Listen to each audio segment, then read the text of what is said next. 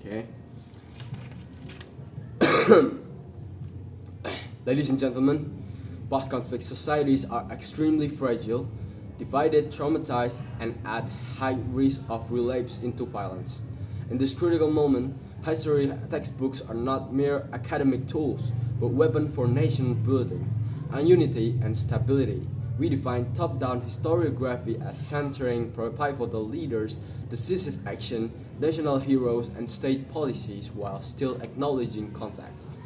Bottom-up historiography, as proposes, start from the smallest daily transaction of ordinary people, treats leaders as just one link, and relies on multi-scale, multidisciplinary analysis.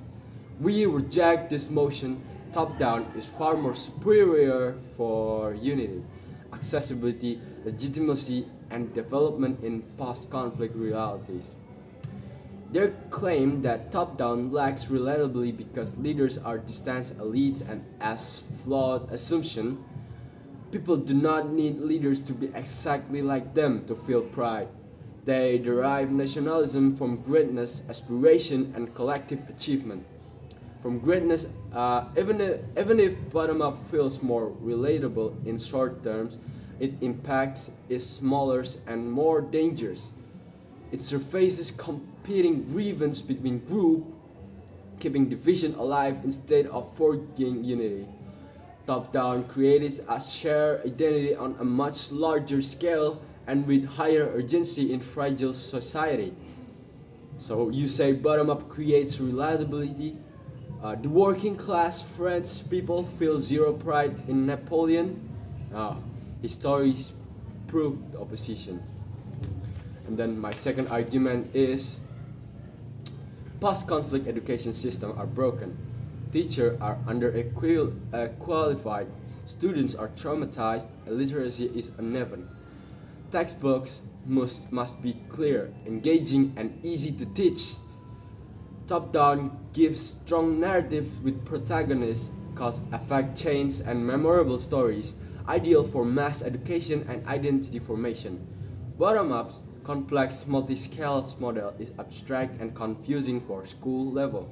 They claim textbooks are for depth and nuance, and the bottom-up is more systematic, but this is a false comparison.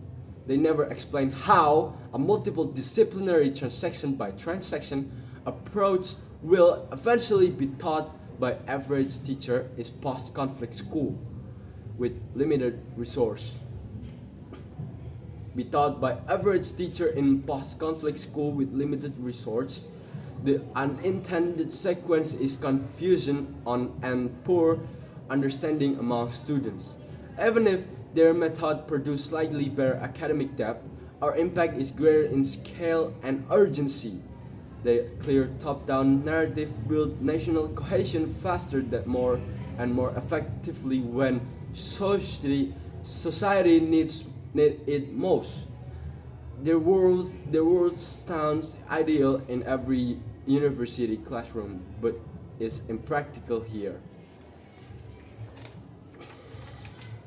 And then my third rebuttal and argument is their principle that the state must immortalize ordinary people suffering in textbooks to give validation and stop hate is a structural issue and wrong priority. Validation through endless bottom-up stories create moral equivalence and competitive victimhood. They fail to keep how this actually heals society rather than keeping shame and resentment alive. This approach attacks the root principle of nation building, that the state duty is to create forward-looking shared identity and not act as collective therapists. Even if its some validation is good, the long-term impact of our side is superior. Top-down builds pride is what was overcome, while their model risks perpetuating cycles of grievance. Particularly attack post-conflict government needs quick unity, not slow academic validation. And then they argue top-down oversimplifies and led to populism, while bottom-up creates complexity and better leader. This is an oversimplification of reality. They never explain the mechanism of how highlighting multiple competing ordinary narratives will reduce identity politics. In practice, it gives every subgroup official states validation to weaponize their grievance. The comparative harm is clear. Their model increases division and revisionism, while top-down allows society to close the chapter on conflict, even if top-down has some risk of simplification.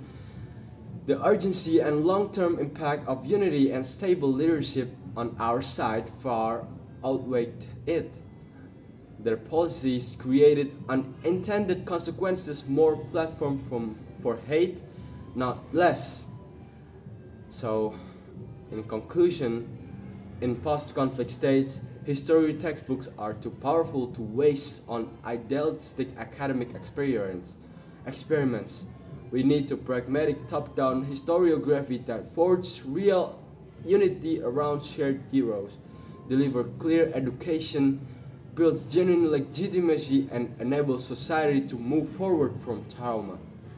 Bottom-up may sound nuanced in theory, but it's deep in division, confuses students, and weakens the state exactly when strength is needed the most.